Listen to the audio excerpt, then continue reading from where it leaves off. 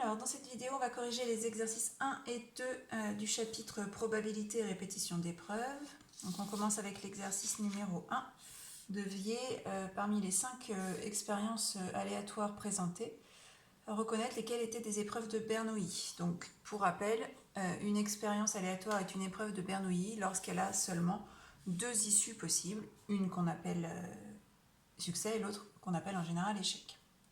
Alors, première question. On lance une pièce de monnaie non truquée, on regarde si l'on obtient pile ou face. Donc ici, on est bien face à une épreuve de Bernoulli, puisque parmi les issues possibles, c'est j'obtiens pile et j'obtiens face, qui est la deuxième issue possible. Donc on pourrait dire que c'est soit pile qui est succès, soit c'est face. Ça, ce serait déterminé dans la suite de l'exercice.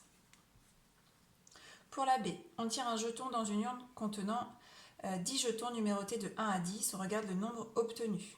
Donc là, ce qui est important, c'est qu'on a 10 jetons qui sont numérotés de 1 à 10, mais c'est aussi le fait que ce qui nous intéresse, c'est le nombre obtenu. Donc là, le nombre obtenu, on a 10 résultats possibles, donc 10 issues différentes possibles. Donc ce n'est pas une épreuve de Bernoulli.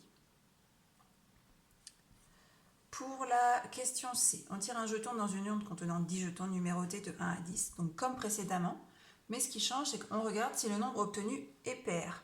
Donc là, on va avoir comme issue le nombre que j'obtiens est pair ou il n'est pas pair. Donc on n'a bien que 2 issues possibles. Donc ici, il s'agit d'une épreuve de Bernoulli. Donc attention, face à la même situation de départ, selon le résultat qui nous intéresse, ça peut transformer notre épreuve en épreuve de Bernoulli ou pas. Question D.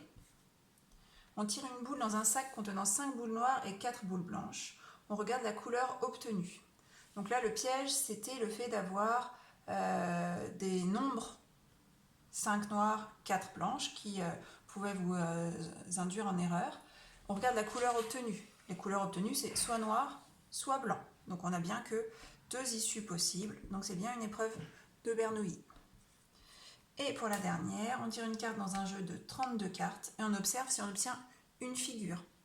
Donc là, c'est bien la dernière partie de la phrase. On observe si on obtient une figure qui nous indique qu'on est face à une épreuve de Bernoulli aussi, puisque soit on obtient une figure, soit on n'obtient pas une figure. Ça aurait été différent si on vous disait on regarde la carte obtenue. Dans ce cas-là, on avait 32 issues différentes et ce n'était plus une épreuve de Bernoulli. Continuons avec l'exercice numéro 2. Donc dans l'exercice numéro 2, chacune des épreuves présentées est une épreuve de Bernoulli et on nous demande la valeur du paramètre P de cette épreuve de Bernoulli, donc la probabilité de succès. Alors, dans la première question, on tire une boule dans un sac contenant 7 boules bleues et 3 boules jaunes. On gagne, donc c'est ce qui s'appellera succès, si on a tiré une boule jaune. Donc la probabilité P que l'on cherche, c'est la probabilité d'obtenir une boule jaune lorsque l'on tire une boule de ce sac. Donc des boules jaunes, il y en a 3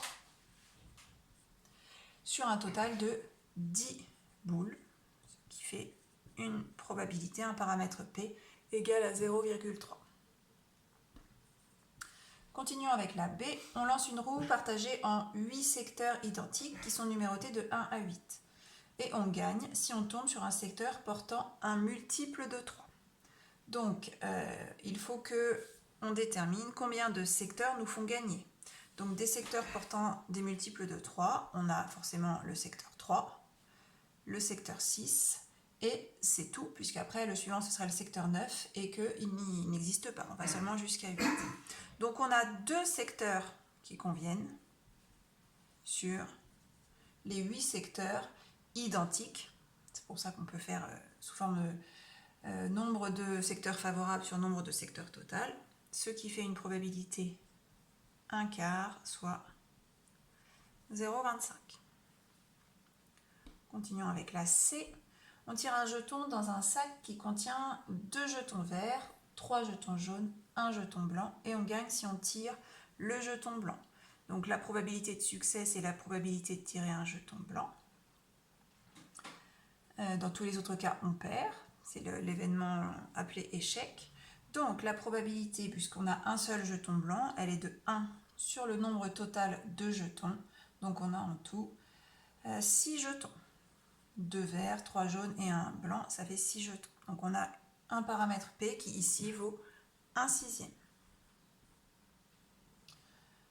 Dernière épreuve de Bernoulli, on lance un dé cubique et on observe si on obtient une valeur supérieure ou égale à 5. Donc, notre dé est censé être non truqué, donc chaque face a la même probabilité que les autres d'obtenir. Donc, obtenir une valeur supérieure ou égale à 5, c'est obtenir 5 ou 6. Donc, on a 2 faces sur les 6 faces du dé cubique qui conviennent. Donc, un paramètre qui vaut 1 tiers. Pour les 2 dernières valeurs, j'ai laissé sous forme fractionnaire parce que ce ne sont pas des nombres décimaux. Si on calcule le quotient sous forme décimale, ça ne s'arrête pas.